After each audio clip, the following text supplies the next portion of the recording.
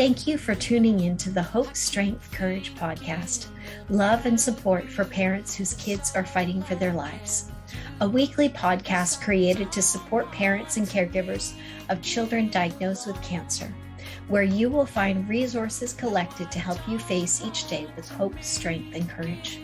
From interviews with the top experts in their fields, doctors, psychologists, chaplains, and inspiring frontline workers in pediatric oncology as they share their best advice, as well as day-to-day advice collected from other cancer moms and leaders in personal growth and development. From individuals who understand how hard it can be, I hope you will feel better prepared to cope with the day-to-day challenges of caring for your child. Hi, I am Laura Lane, and I am your host. My own daughter Celeste was diagnosed with cancer at the age of 12. In 2015, I wrote about our experiences in the book, Two Mothers, One Prayer, Facing Your Child's Cancer with Hope, Strength, and Courage. Since that time, I have dedicated thousands of hours to share with other parents and caregivers the resources, tools, tips, and skills and strategies I learned that helped our family stay happier, healthier, and more hopeful. My goal is to share with you my interviews with experts to support you as you care for a child with cancer. Today's episode features part one of my interview with international speaker and transformational workshop leader, Dr. Sue Morter, as we discuss how to support your child without being stuck in your own fear and grief. I met Dr. Sue back in 2013 while attending an event hosted by Janet Attwood. What struck me most about Dr. Sue and the concepts and ideas she teaches is the way she describes the perfection of life and our abilities to embrace that life and find healing and wholeness no matter our circumstances. I love the way she describes how to bring that wholeness back into our being when we feel so fractured, coping with life. I hope you'll enjoy Dr. Sue's stories and analogies as much as I have.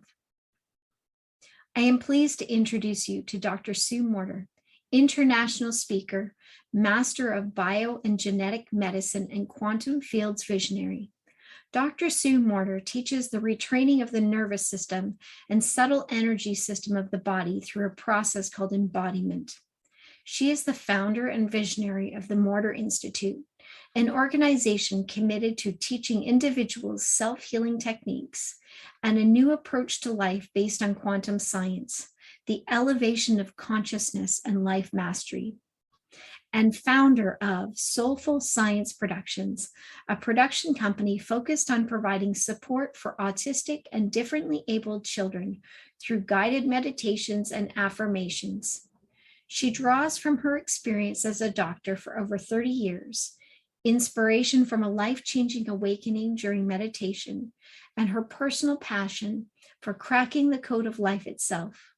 Her greatest joy is sharing her discoveries with others. Thank you so much, Sue, for joining us. It's a real pleasure. Absolutely. It's my pleasure to be here. These ideas and pulling these aspects of what science is learning and realizing and being able to validate together with what we in our hearts have always felt to be true really allows us to settle the mind and begin to move in a direction of healing rather than the scattered disposition that we get into, especially in experiences of trauma or big challenge in our lives. So it's really a passion of mine to be able to share this work. So thank you. Oh, you're very welcome. So please start out by telling us how you got into this field. What drew you to the field of medicine, of healing, of quantum science, all of this? What drew you to this field? Sure. It's so interesting. I came across it very honestly. I was born into it. My father was a visionary in the world of energy medicine. He started in the 1970s working with polarity therapy in the body and learning how the energy flows through the body for healing, and then deepening his understanding of what interfered with that energy flow. He recognized that emotional states that are unresolved, that are not completely metabolized within us, like something happens and we don't really know how to deal with it. We don't really know what to do with it. So we just kind of stick it aside and keep moving. We just try to pull ourselves up from the bootstraps and keep going.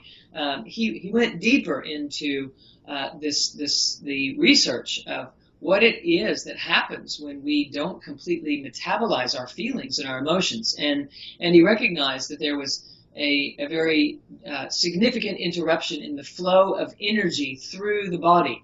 So it's not nerve impulse energy. It's actually the energy field that, for instance, builds the nervous system in the developing embryo.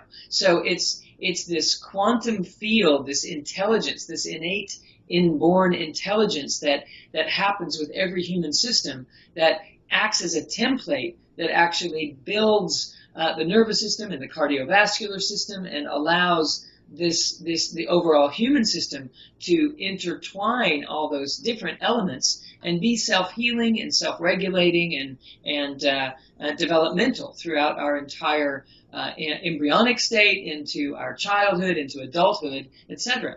So I was born into that world, and we would sit at dinner and talk about how thoughts and emotions create our reality and create the physiology, and it was my world. Wow. So I grew up in that, and then was went to school, became a doctor, opened my own practice, was working with patients, and I actually, even though I knew all of this, I wasn't implementing it on some level for myself and I didn't know that, but it showed up as a symptom pattern in my own life. I began to get migraine headaches really severely, so much so that there were days I couldn't go to work. In fact, it became kind of one day a week I was missing work because of migraine headaches. And I could help other people with their migraine headaches when I could go to work, but it just became this pattern. So I started listening to what I was telling the patients that I was helping that had migraine headaches, and recognized there were things they were doing that I really wasn't doing. So I became really interested in really loving myself and dropping into my core. And I was very drawn to meditation. And so I went into meditation and instantly started having transformative experiences that just woke me up in a way to a world, a version of myself that I had no idea existed. I knew it intellectually, but I did not know it experientially. And that ultimately is what is necessary for anyone to self-heal. It has to be experiential, right? We can't just conceptually, intellectually understand the principles. We have to learn how to embody them. So at that moment of this revelation, this big awakening that I was having, which actually was transcendental, I woke up inside my own consciousness in a version of us that isn't subject to a physical body. Right. So it was beyond this world that my mind accessed, and so we could call that a spiritual realm version, but whatever we call it, I knew that life was very different than what we perceive, just walking around in our best effort here in physical bodies in this physical world.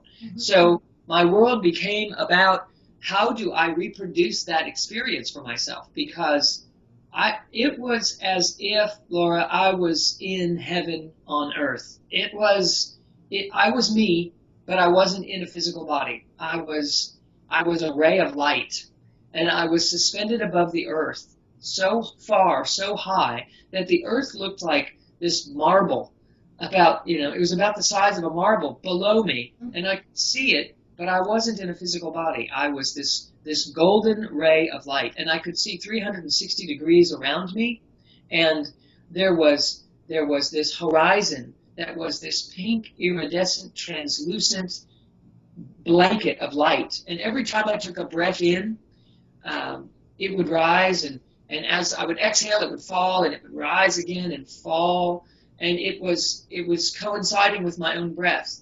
And the overriding sensation was that this brilliant light that I was surrounded in was coming through this system, and we were breathing love. It was coming as light and turning into love through my own body. It was an amazing experience, and it was as if we as individuals are here to simply breathe love to the planet. I was breathing love through this ray of light and into this planet beneath me. I was embedded into the planet of Earth up to my knees.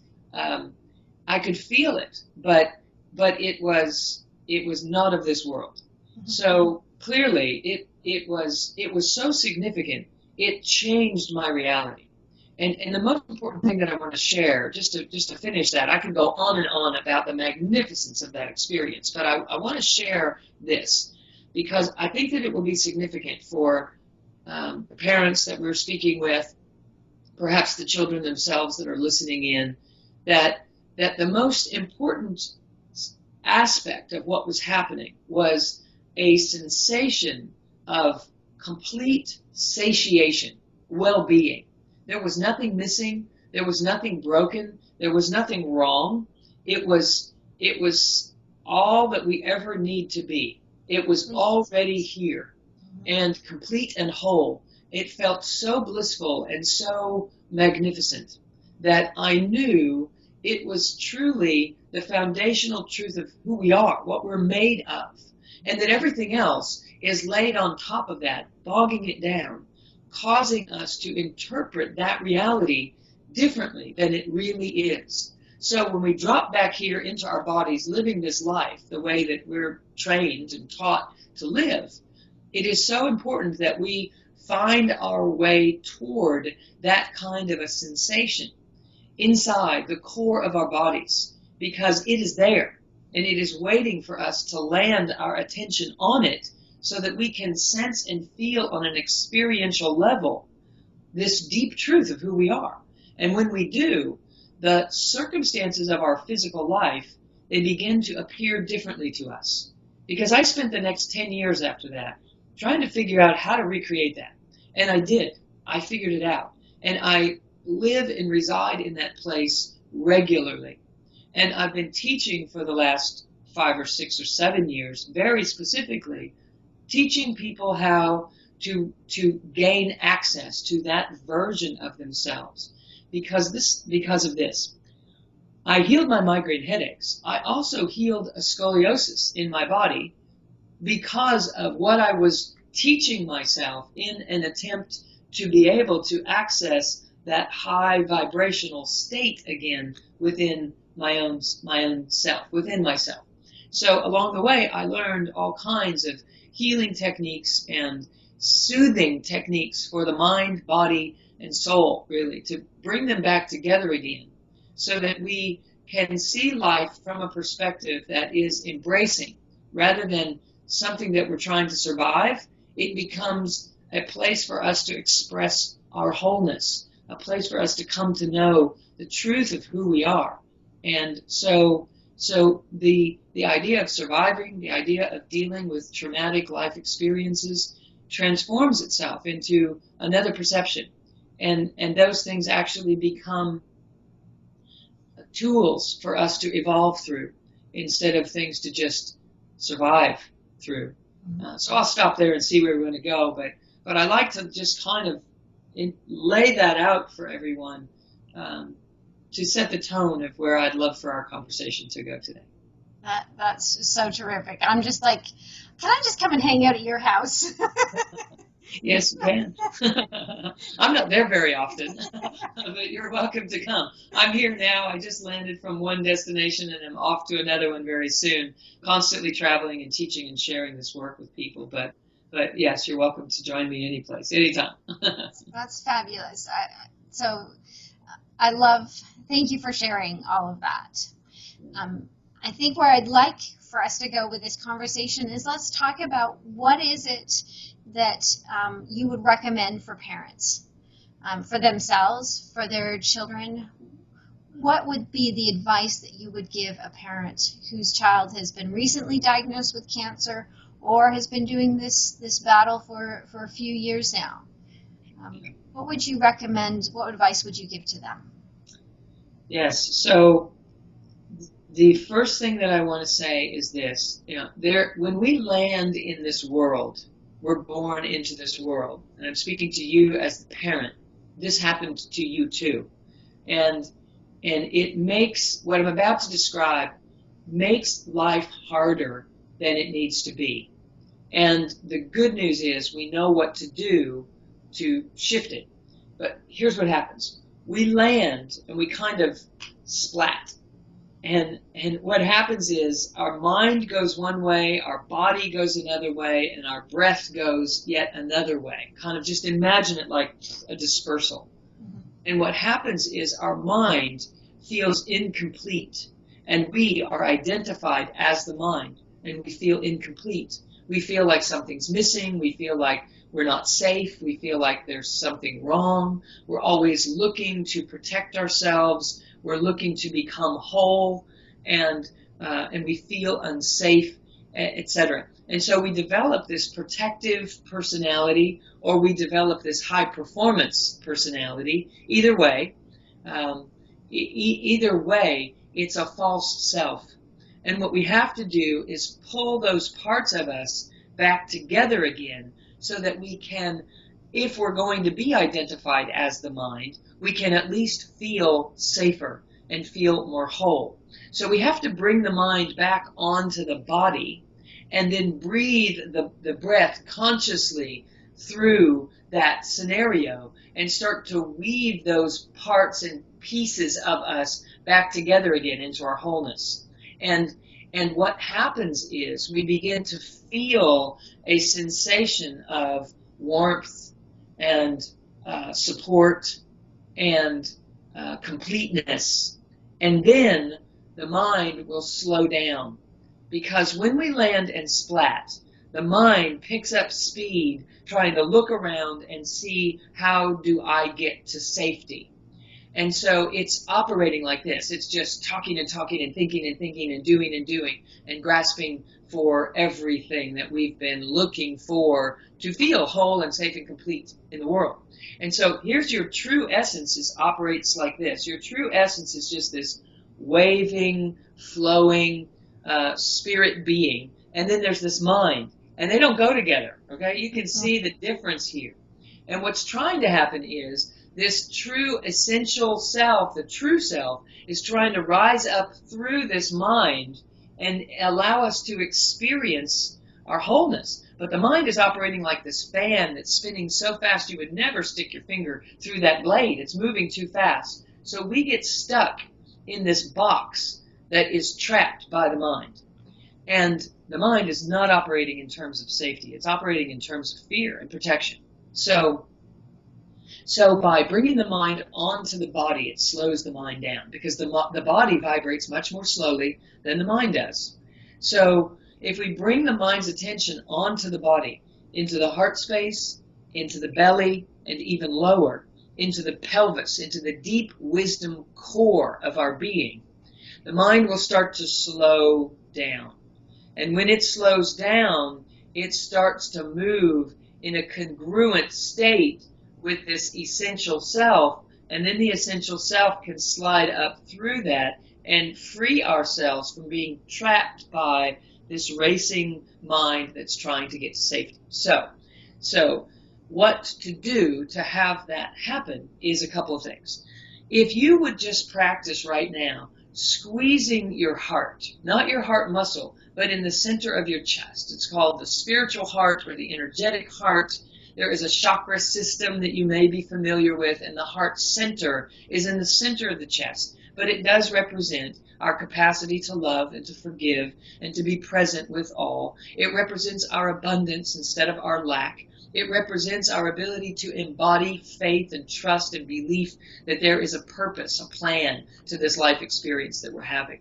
And so if inside your body you would squeeze your chest, just squeeze in there, like pull the pectoralis muscles back, the shoulder blades together and down, and squeeze inside there. And so much so in the core of your body that you could then relax the pectoralis muscles and release the tension in the back of your chest, behind you, in the mid-back, but still remain quickened at the core inside the body. Because if you will squeeze those muscles, I know part of your energy field is coming in to that place. Instead of being out here living in your head way up here, we're coming down and landing in the core of the body. When we do that, the mind slows down. And then the invitation is for you to even go deeper in the core of your body. So I'm sitting down now so you can't really see, but below the navel, below the belly button, is a deep kettle, really, of energies that operate in a really slow and methodical way. And that methodical pulsation that happens in your deep belly is called wisdom. So when you trust your gut or you trust your hunch, you're tapping into that deep wisdom periodically. And, my intention in working with people all over the world is to get them to be tapped into that deep wisdom center all the time, so that we're living from that place, not just seeking it out in a troubled moment, or in a moment when we're trying to make a decision about our child's health care, or we're trying to figure out how to best soothe the situation. Our mind is going, what should I do? What's the right thing? Reading all this information, seeking out all these different opinions, and consulting with all of these physicians and their teams, and and reading all the books and going into all of the programs that are available. How do I know what to do?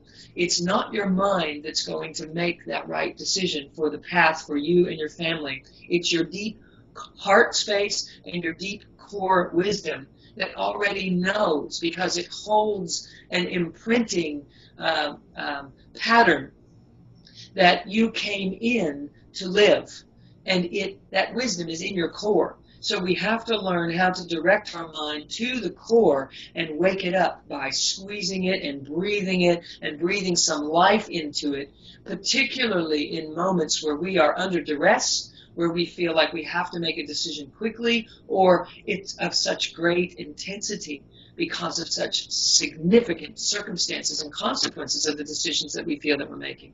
I want to talk about that in a moment, about the bigger plan. But in this moment, while we're talking about that, I want in this moment for us to develop this practice of coming into the core, squeezing your heart, and coming even deeper beneath the heart, into the belly, into the pelvic bowl. So beneath your belly button, put your hands below your navel. So put them down so that your thumbs are in your belly button and your pinky fingers are on the pubic bone. And the belly, right inside what your hands are grasping right there, is your wisdom center. And we have to learn how to give more attention there and to breathe more fully in this belly. So when you take a big breath, breathe with your belly, not your chest. Breathe with your belly. And when you exhale, pull your belly back toward the spine. And when you inhale, inflate the belly and make it big. And when you exhale, pull the belly back toward your spine. And when you inhale, make the belly big, pull it away from the spine. Let it fall out over your belt, over the top of your pants. And then when you exhale, pull it back in.